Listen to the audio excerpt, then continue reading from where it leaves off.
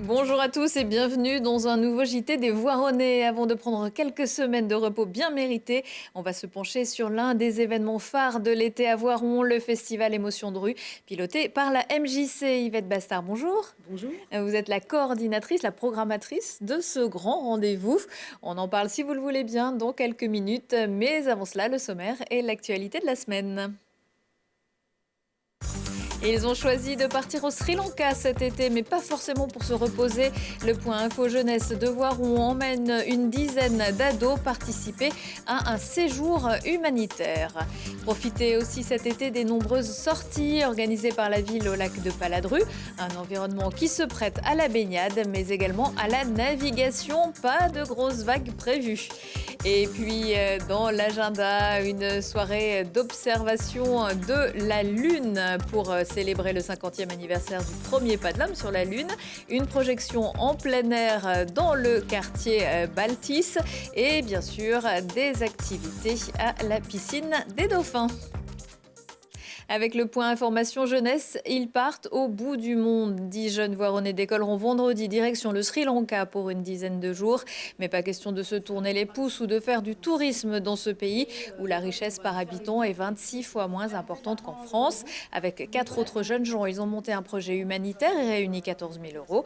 Le point information jeunesse de la ville de Voiron leur a aussi donné un bon coup de main.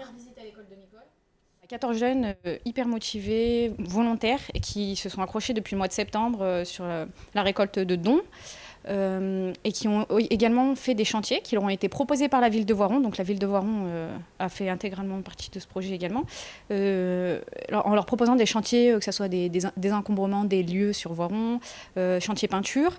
Et donc il y avait deux facettes, si on peut dire ça comme ça, la récolte de dons pour les apporter aux écoles dans le besoin au Sri Lanka, et la récolte d'argent par les chantiers pour leur payer leur voyage, hébergement, billets d'avion, etc. Quand on nous l'a proposé, ça nous a directement plu parce que c'était pour aider des personnes et on est dans le service à la personne et au territoire. Et du coup, directement, on s'est impliqué dans le projet et ça nous a beaucoup plu. On va aller faire un chantier de peinture, c'est pour ça qu'on part là-bas, c'est le projet. On va faire un chantier de peinture sur 2 jours. Donc là, on va rénover une école. Et on va aussi, on a récolté l'argent sur toute l'année pour une école. Donc c'est avec l'association Chetana. Et là, on va le donner, on va aller à l'école pour aller donner le chèque en personne. Ce sera un chèque de 1 150 € qui sera remis dans leur bagage et également des lunettes de vue pour les populations en difficulté. Le lac de Paladru, au lieu du tourisme estival en Isère, les activités ne manquent pas sur le site situé à quelques kilomètres de Voiron en raison de ses eaux calmes, très calmes. C'est aussi un très bon endroit pour s'initier à la pratique de la voile. Mathias Araez. En fait, le vent, ça va être vraiment notre père. Le grand soleil et le lac de Paladru pourraient laisser penser que ces messieurs-dames s'apprêtent à faire une croisière sur l'eau. C'est pourtant bien à un sport olympique qu'ils vont s'initier, la voile. En général, quand on apprend la voile, on essaye ces choses-là, déjà à ressentir un peu, à essayer de gonfler sa voile, de se déplacer, et après on s'amène tranquillement à savoir remonter vers le vent.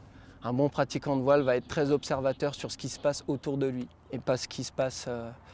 Le plus important, c'est son matériel. Enfin, le matériel a autant d'importance là-dessus. Mais c'est vraiment à observer, à avoir une observation hors pair.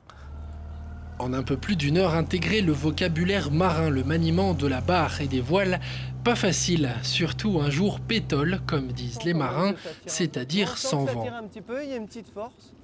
Entre les pagayeurs et malgré les le calme plat d'un lac qu'on peut qualifier de miroir, les jeunes moussaillons s'y retrouvent. Apprécié de faire ça avec mes enfants, puis des gens qui étaient très fort sympathiques, et puis qui étaient compliqués, un petit peu peut-être le vocabulaire de la voile, mais ça rentre finalement assez rapidement. Les consignes avaient bien été données, du coup sur le bateau, ça va, on a bien été accompagnés.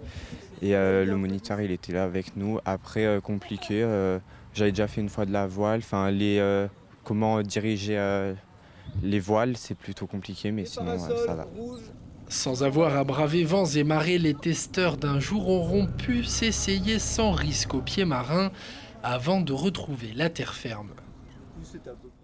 Le lac de Paladru qui se traverse aussi à la nage, la 18e édition de la traversée du lac. 3 épreuves de 600, 1600, 3200 mètres est prévue dimanche 14 juillet. Et puis fin août, le dimanche 25, ce sera la 42e édition du Tour du lac de Paladru, cette fois pour les coureurs.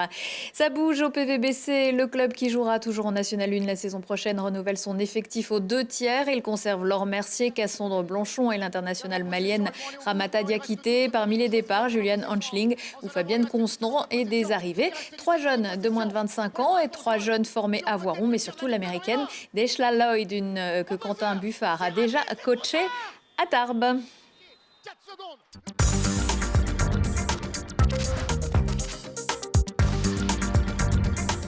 Séquence émotion à présent avec le festival Émotion de rue. C'est l'un des grands rendez-vous de l'été à Voiron. Il est organisé par la MJC.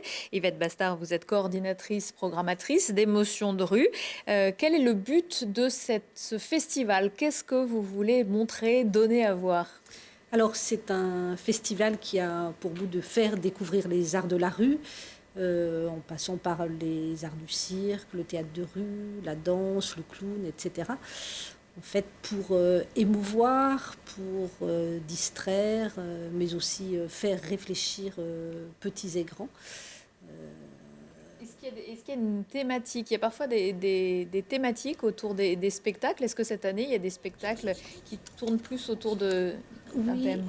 Tout à fait. Cette année, cette édition a pour fil rouge le mouvement, avec en majorité des spectacles de danse et d'art du cirque. On accueille 4 spectacles de danse et 4 spectacles d'art du cirque sur cette édition. Alors, des spectacles qui sont donc en plein air, évidemment, les arts de rue, oui. mais aussi gratuits, c'est important. Oui, la gratuité permet de tendre vers l'accessibilité à tous. Voilà, c'est vraiment un principe. On est sur de la rencontre, faciliter la rencontre. Et puis c'est la rencontre des spectateurs avec le spectacle, mais aussi des spectateurs entre eux, parce que c'est un moment qui permet des échanges aussi. Oui, tout à fait. Et également des échanges avec les compagnies qui se rendent très disponibles après le spectacle pour recevoir en fait, les avis des spectateurs et tout autre échange est le bienvenu. Est-ce que vous pouvez nous parler de quelques spectacles qui restent encore à voir jusqu'au 20 juillet? Oui, bien sûr. Alors, on aura le samedi 13 juillet un bel après-midi avec la compagnie L'Arbre à Vache qui donne à voir un spectacle de théâtre de rue burlesque très poétique. En fait, c'est une surprise qu'organise Monsieur Poiseau pour l'anniversaire de sa femme qui va avoir 75 ans. On a vu quelques images tout à l'heure avec un gâteau qui sort d'un four, ça a l'air très alléchant. Est-ce que vous avez des artistes locaux qui sont programmés? Des artistes locaux qui sont des artistes amateurs. On en a eu samedi dernier avec des jeunes de la MJC qui ont travaillé sur une création danse. Et vendredi, on aura la compagnie Attica, qui est une compagnie qui mêle des jeunes du pays voironnais et de l'agglomération grenobloise, qui a travaillé sur un spectacle de danse hip-hop. Voilà, c'est une création. Voilà, c'est une création et un groupe qu'on a accueilli au sein de la MJC pour les répétitions. Alors, tous les ans, vous proposez également une après-midi jeune public au Jardin d'Île. C'était ce mercredi après-midi. C'est évidemment un moment important, un moment fort dans le festival. Oui, tout à fait. C'est un rendez-vous familial qui est vraiment ouvert à tous. Donc là, on avait 3 spectacles, 2 spectacles de danse et un spectacle d'art du cirque avec une création en danse de la compagnie Solsic, qui est une compagnie qu'on avait déjà accueillie l'an dernier avec une fable dansée, Rejoindre le papillon. Et là, c'était une adaptation pour le jeune public. C'est en fait un spectacle qui traite de la fragilité, du handicap et qui s'adresse aux enfants.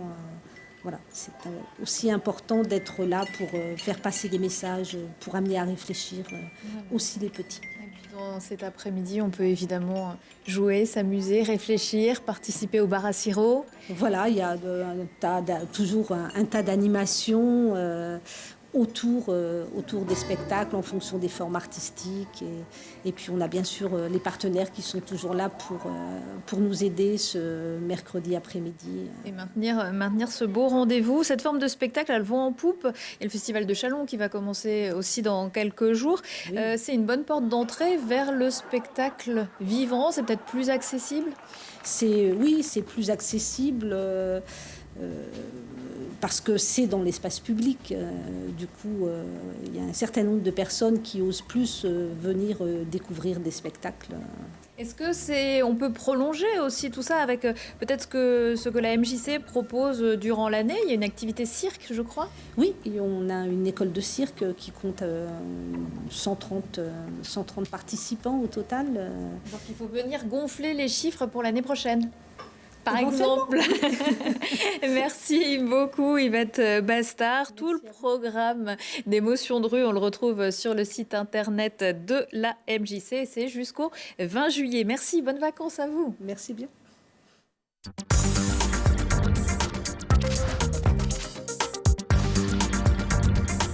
On a marché sur la Lune, cela fera 50 ans cette année. À défaut de revivre ce grand moment, vous pouvez toujours vous replonger dans les aventures de Tintin et participer vendredi 12 juillet à Objectif Lune, la soirée d'observation qu'organise le club d'astronomie du Pays Voironnais. Ses membres fournissent les télescopes pour observer le ciel et l'astre lunaire à partir de 20h30 devant l'église Saint-Bruno pour voir aussi où se sont posées les différentes missions Apollo et jeter un œil vers Saturne ou Jupiter. Dimanche, ce sera le 14 juillet, le traditionnel feu d'artifice de Voiron sera tiré depuis le campus de la Brunerie. La ville met à disposition des navettes à partir de 21h sur les lignes de bus urbaines 1, 2 et 3. Nouvelle séance pour le cinéma en plein air après le film d'animation britannique Crowman. C'est un thriller américain que vous pourrez découvrir le 16 juillet à la tombée de la nuit dans le quartier Baltis. Nerve, c'est l'histoire de deux jeunes qui s'associent pour participer à un jeu qui diffuse en direct sur Internet des défis filmés. Mais pour gagner toujours plus d'argent, il faut relever des défis toujours plus risqués. C'est un peu la contre-programmation du festival Émotions de rue. Et puis, pour se rafraîchir et s'amuser tout l'été à Voiron, il y a aussi la piscine des dauphins Aquafun. C'est jusqu'au 23 août. Des animations aquatiques, des jeux de plein air du lundi au vendredi, water polo, course de radeau, concours de plongeon, mais aussi tournois de volley, badminton et foot. C'est ainsi que s'achève le dernier JT des Voironnais de la saison. Merci à tous de nous avoir suivis. Je vous retrouve en septembre. Très belles vacances pour tout le monde.